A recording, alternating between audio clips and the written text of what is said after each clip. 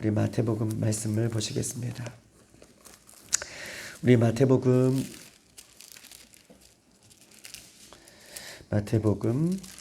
우리 2장 13절로 18절까지 있는 말씀 보시겠습니다.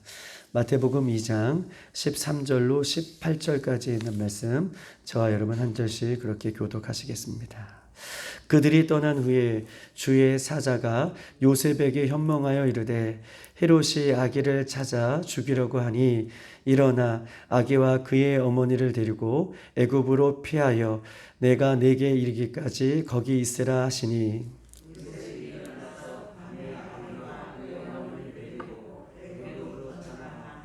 헤롯이 죽기까지 거기 있었으니 이는 주께서 선지자를 통하여 말씀하신 바 애굽으로부터 내 아들을 불렀다 함을 이르러 하심이라.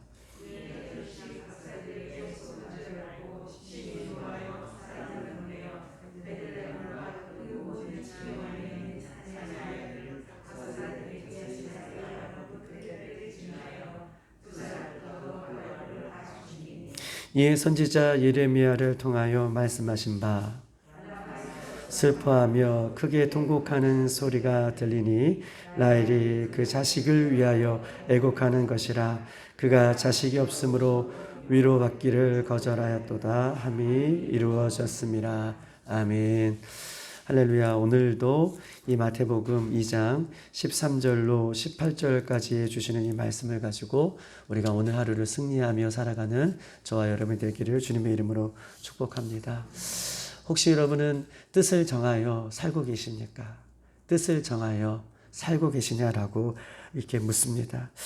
신앙도 뜻을 정하여 출발을 해야지 우리가 끝까지 승리하며 신앙생활을 할 수 있듯이 뜻을 정하지 않고 신앙생활을 하면 늘 날마다 어떤 환경과 어떤 문제가 닥치면 그 뜻이 정하지 않았기 때문에 신앙생활을 하는 데 있어서 늘 쓰러지기도 하고 넘어지기도 하는 그런 모습으로 살아갈 수밖에 없음을 우리가 이야기할 수 있는 것입니다. 뜻을 정하지 않고 막연하게 신앙생활을 한다면 멀리 가지 않고 오래 가지 않습니다. 막연하게 내가 열심을 내야지, 막연하게 내가 기도해야지, 막연하게 성경을 보아야지, 이렇게 막연하게 생각을 하며 이렇게 신앙생활 하다 보면 뚜렷한 목표가 없기 때문에 우리가 넘어지기도 하지만, 그러나 뚜렷한 목표를 가지고 뜻을 정하여 그렇게 신앙생활을 할 때에는 하나님께서 그 뜻이 이루어질 수 있도록 우리 하나님께서 우리에게 힘을 주시고 그 뜻을 이뤄가기까지 성령 하나님께서 우리와 함께 하고 계시는 줄 믿습니다. 하나님은요, 뜻을 정하고 내가 의지를 드릴 때 반드시 도와주시는 분이에요. 내가 뜻을 정하고 나의 의지를 하나님 앞에 드릴 때 그 뜻과 의지를 하나님께서 성취할 수 있도록 하나님께서 우리에게 힘을 주시기 때문에 오늘 하루도 뜻을 정하여 그렇게 하나님 앞에 나아갈 수 있는 저와 여러분 되기를 주님의 이름으로 축복합니다. 마태복음은 오늘 계속해서 하나님의 나라에 대해서 이 예수님에 대해서 소개하고 있는데, 예수님에 대해서 우리가 보았듯이 예수님은 다윗과 아브라함의 자손이다 라고 소개하고 있습니다. 또한 예수님은 가리켜 성령으로 잉태하여 처녀 마리아를 통해서 이 땅에 오신 분이심을 증거하고 있습니다.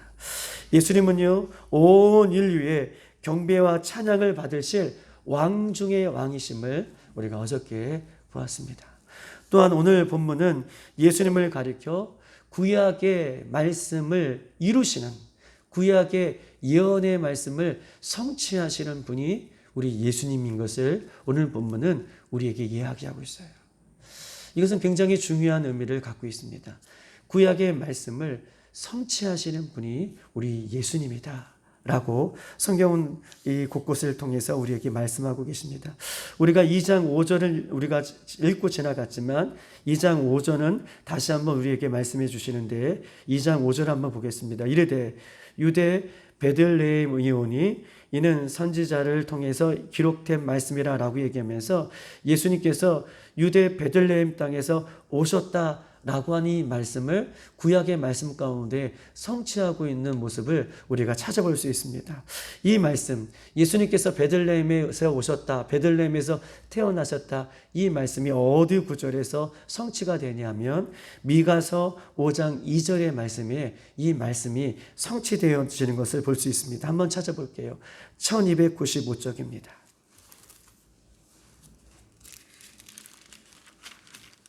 1295쪽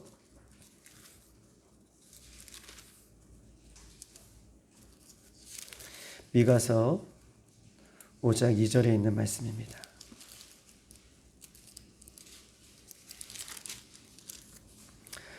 (1295쪽) 94쪽에 있는데 5장 2절에 있는 말씀, 예수님은 어떤 분이신가를 소개하면서 구약의 말씀을 성취하시는 분이시다.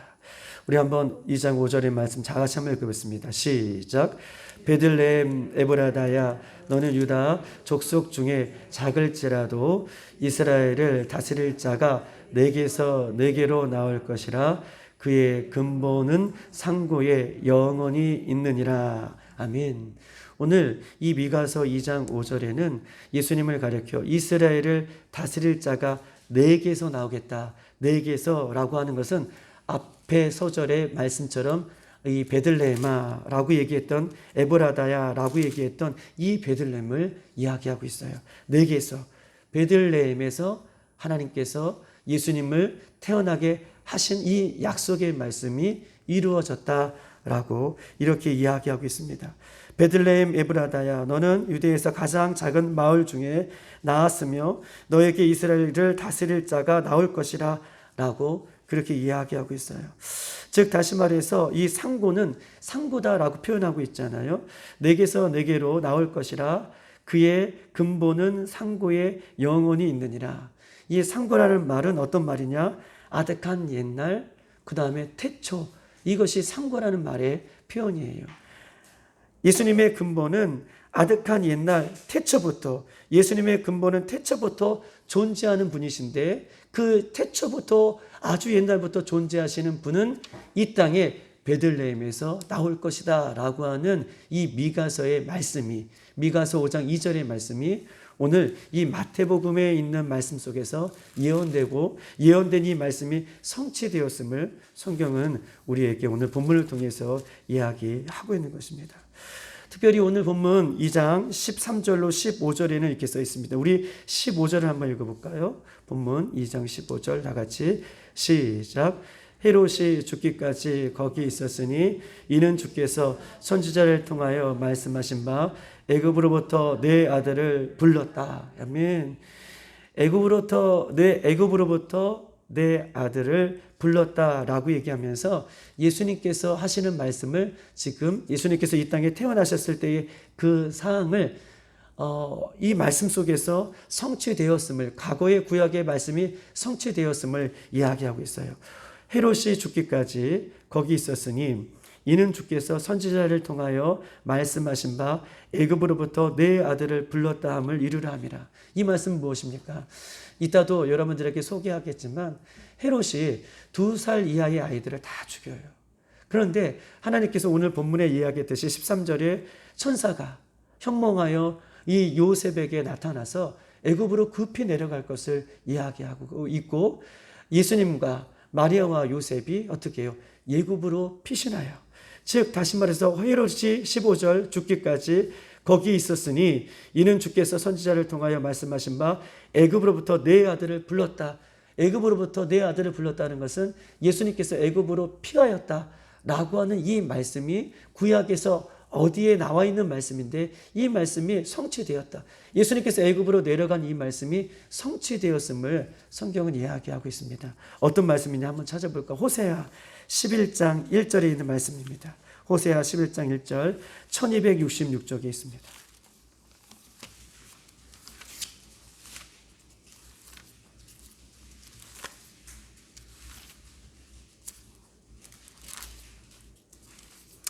(1266쪽)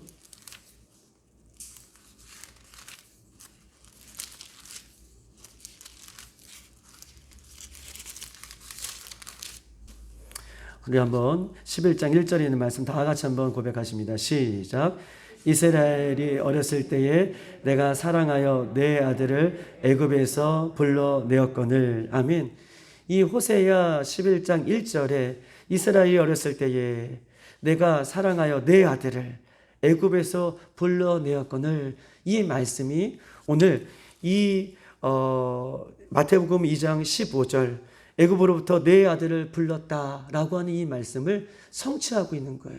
예수님께서 그냥 애굽으로 내려가는 것이 아니라 이 호세아 11장 1절의 말씀, 내 아들을 애굽으로 불러내었거늘, 이 말씀이 오늘 예수님 당시에 태어남으로 어떻게 해요? 이 15절에 있는 말씀이 성취되고 있음을 성경은 이야기하고 있어요. 예수님을 가리켜 구약의 말씀을 이렇게 성취하시는 분인 것을 성경은 우리에게 강조하고 있습니다. 특별히 16절, 우리 한번 18절에 보면 18절을 보십시다. 18절에 보면 라마에서, 오늘 본문이에요. 2장 18절. 라마에서 슬퍼하며 크게 통곡하는 소리가 들리니 라헬이 그 자식을 위하여 애곡하는 것이라. 그가 자식이 없으므로 위로받기를 거절하였도다 함이 이루어졌느니라 라고 이렇게 이야기하고 있습니다. 이 말씀도 이스라엘 백성들 가운데에, 베들레헴 가운데에 2살 배기 아이들이 모두 죽음으로 그 땅에 베들레헴을 통하여서 그 근처에 모든 슬픔이 빠졌어요.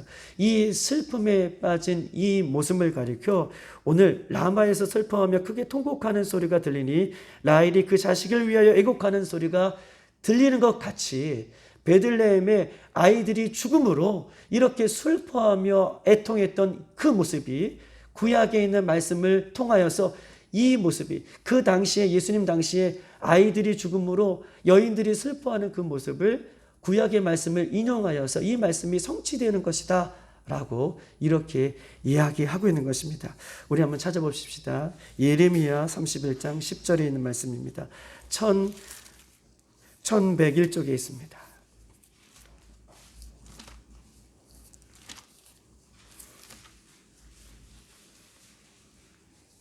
예레미야 31장 15절에 있는 말씀.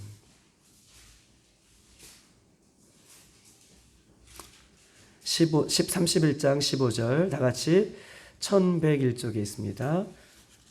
시작.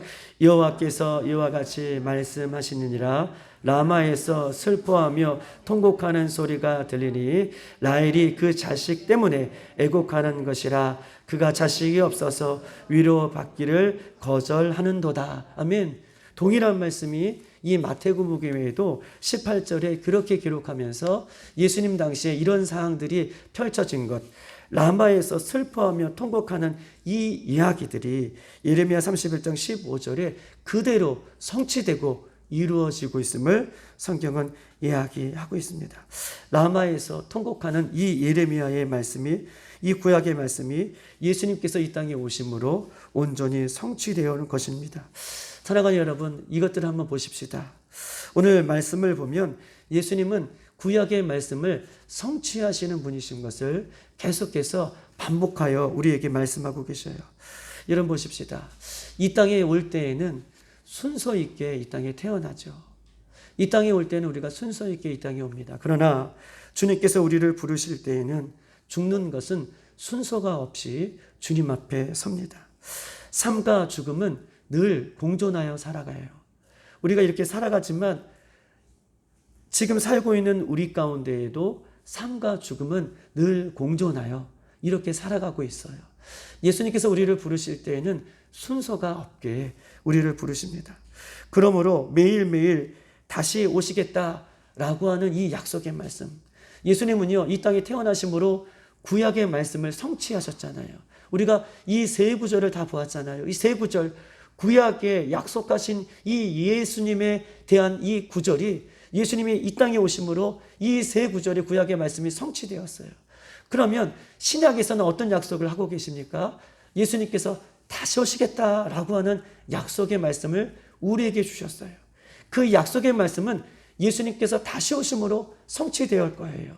왜냐하면 예수님께서 이 땅에 초림으로 다시 오심으로 구약의 말씀이 성취되었다면 이제 신약에 예수님께서 제자들에게 온 세상에게 내가 다시 오시겠다라고 하는 이 약속의 말씀은 예수님께서 재림하시는 그 시간에 온전히 성취되어 올 것을 성경은 오늘 본문에서 이야기하고 있어요. 그 성취되는 약속의 말씀은 내가 예수님 앞에 가든지 예수님께서 온 우주적으로 온 땅의 주인으로 이 땅에 재림하심으로 오시든지 그 약속의 말씀은 성취될 것입니다. 사랑하는 여러분, 오늘 우리의 매일매일이 이 약속의 말씀이 성취될 것을 믿고 살아가는 것, 이것이 너무나 중요해요. 그 믿음으로 예수님 앞에 가는 거예요. 약속의 말씀을 붙들고 예수님 앞에 가는 것, 약속의 말씀을 붙들고 살아가는 것, 이것이 너무나 중요한 문제이기 때문에 성경은 오늘 우리들에게 아주 지루하게끔 예수님의 그 구약의 말씀이 예수님은 성취되시는 분이 예수님이시다. 또한 신약의 말씀이 앞으로 오실 예수님이 그 약속의 말씀을 성취하시는 분도 예수님이시다. 이것을 지금 마태는 강조하고 있고 그 하나님의 나라를 그리고 있는 것입니다. 이 마태복음에 강조하는 이 약속의 말씀의 성취가 오늘도 우리의 심령 가운데 잘 박혀서 매일매일이 삶과 죽음의 그런 삶 속에 있지만 우리는 약속의 말씀을 붙들고 우리가 주님 앞에 날마다 서는 저와 여러분의 삶이 되기를 주님의 이름으로 축복합니다. 오늘 13절 마태복음 2장 13절에 보면 계속해서 이렇게 써 있습니다. 그들이 떠난 후에 주의 사자가 요셉에게 현몽하여 이르되 헤롯이 아기를 찾아 주기로 하니 일어나 아기와 그의 어머니를 데리고 애굽으로 피하여 내가 내게 이르기까지 거기 있으라 하시니 라고 써 있습니다. 그들이 떠난 후에는 무엇입니까? 어저께 우리가 보았듯이 동방의 박사들이 고국으로 돌아간 이후예요. 그들이 떠난 후에 주의 사자가 지금 현몽하여서 요셉에게 급히 애굽으로 내려가라 라고 하는 말씀을 주십니다. 16절을 보면 이렇게 써 있습니다. 16절을 다 같이 한번 보면 다 같이 한번 읽어볼까요? 시작. 이에 헤롯이 박사에게 속은 줄 알고 심히 노하여 사람을 보내어 베들레헴과 그 모든 지경 안에 있는 산의 아이를 박사들에게 자세히 알아본 그때를 기준하여 2살부터 그 아래로 다 죽이니. 아멘. 예수님 당시에 헤롯이 박사들로부터 속은 줄 알고 2살 아래로 모든 아이들은 다 죽였다라고 이렇게 이야기하고 있습니다. 어린아이들이 사륙을 당하는 사건, 많은 어머니들이 그 자식을 잃은 이 슬픔은 라마에서 슬퍼하는 그 여인들과 같다라고, 라헬의 슬픔과 같다라고 그렇게 표현하고 있어요. 이 아이들을 잃었다라고 하는 생각을 한번 생각해 보십시다. 한두 명이 아니라 베들레헴을 중심으로 하여서 온 아이들이 2살밖에 이하의 아이들이 죽었다라고 한다면 얼마나 큰 통곡 소리가, 얼마나 큰 아픔과 슬픔이 그 지역에 있었겠습니까? 이 사건을 보면서 마태가 끄집어내는 것이 아까 우리가 봤듯이 예레미야 31장 15절이에요. 여호와께서 이와 같이 말씀하시니라. 라마에서 슬퍼하며 통곡하는 소리가 있으니 라헬이 그 자식 때문에 애곡하는 것이라. 그가 자식이 없어져서 위로받기를 거절하였도다 라고 우리가 한번 보았습니다. 라헬이 등장하고 있습니다. 그리고 라마가라는 지역이 등장하고 있어요. 라헬은 무엇이고 라마는 왜 등장하는가? 여러분 보십시다. 라헬은요, 우리가 잘 알고 있듯이 야곱의 아내이죠. 야곱에는 12아들이 있었습니다. 그러나 라헬의 자식은 12아들 중에서 우리 11번째와 12번째 아들이죠. 11번째 아들은 우리가 잘 알고 있듯이 요셉이고 12번째 아들은 베냐민이에요.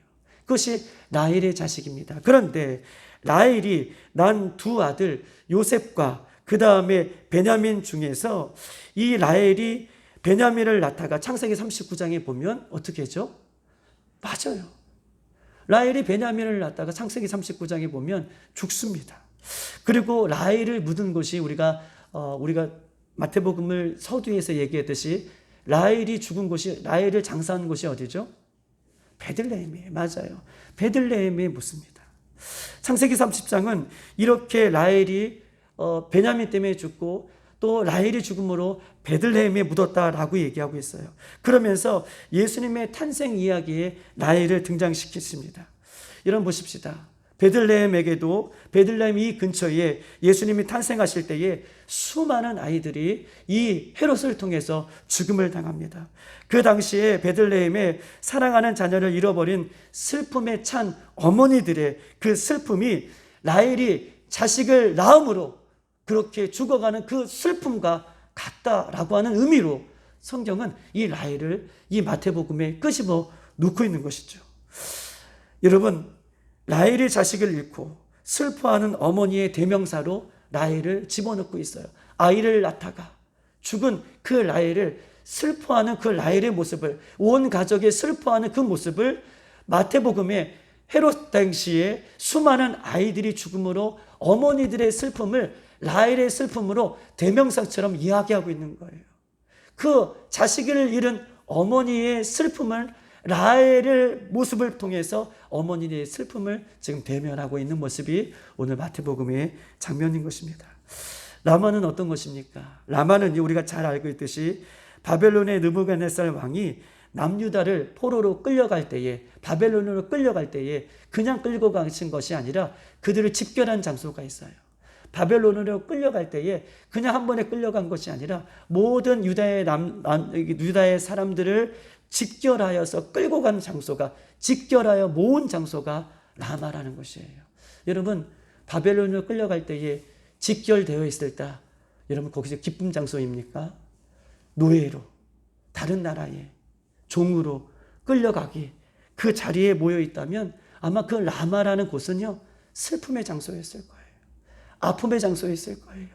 희망이 없는, 자녀를 두고 떠나가야 한, 고향을 두고 떠나가야 할 아픔의 장소일 것입니다. 자식을 잃은 부모의 마음은 이 세상에 그 어떤 단어로도 표현할 수 없다고 얘기해요. 자식을 잃은 부모의 마음을 대변하는 이 표현의 단어가 이 세상에는 존재하지 않는다라고 얘기합니다. 한마디로 내장이 뒤틀어지고 단장, 즉 창자가 끊어지는 아픔이래요. 내장이 뒤틀어지고 창자가 끊어지는 아픔이 온 이스라엘의 베들레헴의 중심으로 지금 슬퍼하고 있다라고 이야기합니다. 이 세상의 그 무엇도 위로가 되지 않는 슬픔입니다. 마태복음은요, 이 예레미야의 이 말씀, 라헬에 등장하고 라마의 슬픔을 등장하면서 보십시다. 세상 사람들은 그들을 위로할 수 없지만 예수님께서 보세요. 애굽에서 뭐라고 말씀하시냐면 오늘 본문 주의 현몽한 천사가 나타나서 애굽에서 피하고 있고 내가 다시 이 땅으로, 유대 땅으로, 베들레헴으로 오기까지 거기에 머물러 있으라라고 얘기해요. 즉 다시 말해서 예수님이 다시 베들레헴으로 올 때에 그들의 슬픔을 위로할 자가 예수님이시다. 그의 부모님들의 슬픔, 그의 여인들의 슬픔, 자식의 슬픔을 위로할 자는 이 세상에 아무도 없지만 그의 슬픔을 위로할 자는 예수님께서 애굽에서 다시 베들레헴으로 오실 때에 예수님만이 우리를 위로해 주시고 우리를 영원한 소망으로 영원히 붙드는 참 위로자가 예수님인 것을 그렇게 이야기하고 있어요. 주의 천사가 현몽하여 이제 됐다라고 다시 예루살렘으로 복귀해라 라고 하는 그 은혜를 주실 때에 예수님께서 다시 예루살렘으로 오실 때에 베들레헴으로 오실 때에 그들의 슬픔과 아픔을 위로해 줄 수 있는 분은 우리 오직 살아계신 예수님인 것을 성경 우리에게 이야기하고 있습니다. 지금 유대 땅에는 어린아이들의 죽음으로 인하여서 슬퍼하는 라헬의 통곡 소리가 곳곳에서 들립니다.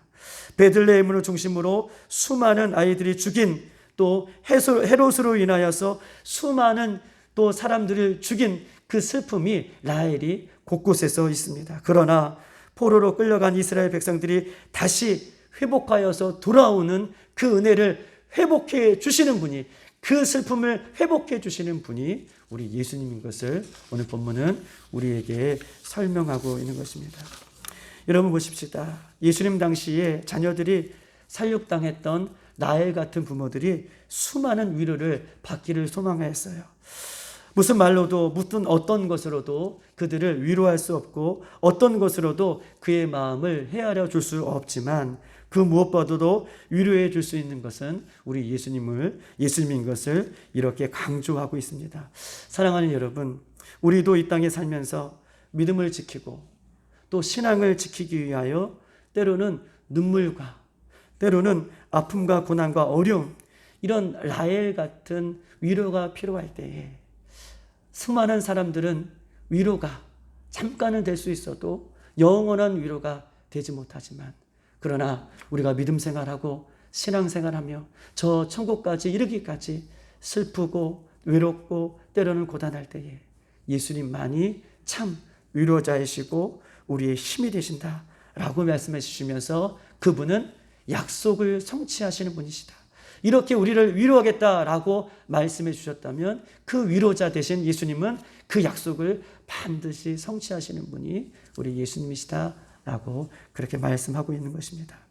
오늘도 때로는 라헬 같은 어려움 속에 우리가 놓여 있을지라도 슬퍼하지 말고 걱정하지 말고 예수님을 붙들고 우리가 살아가는 저와 여러분 되기를 주님의 이름으로 축복합니다. 오늘도 사람을 상대하여 살아가지 마십시다. 사람을 상대하며 살아갈 때에는 넘어지고 힘들고 어려워질 수 있지만 우리가 오늘도 예수님을 상대로 하고 살아가는, 나는 예수님과 상대하여 살아가는 그런 모습으로 오늘 하루도 승리하는 저와 여러분 되기를 주님의 이름으로 축복합니다. 이 시간 우리 한번 세 가지를 놓고 한번 기도하도록 하겠습니다. 오늘 이 시간에도 기도하십시다. 주님께서 들어주실 것입니다. 첫 번째 기도 제목은요, 태어날 때는 순서가 있지만 죽을 때에는 순서가 없습니다. 주님 다시 오실 그 약속의 말씀을 우리가 믿는다면 예수님은 다시 오시겠다라고 하는 약속의 말씀을 오늘 하루하루도 성취하고 계심을 우리가 믿고 바라보십시다. 예수님만이 나의 위로자 되심을 우리가 고백하십시다. 삶과 죽음의 공존하는 현실 속에서 진짜의 믿음으로 살게 해달라고, 정말 진짜의 믿음으로 예수님의 위로를 받을 수 있도록 도와주시고 진짜의 믿음으로 이 약속을 붙들며 살아갈 수 있도록 인도해달라는 마음으로 이 시간 주여 한번 부르고 기도하겠습니다.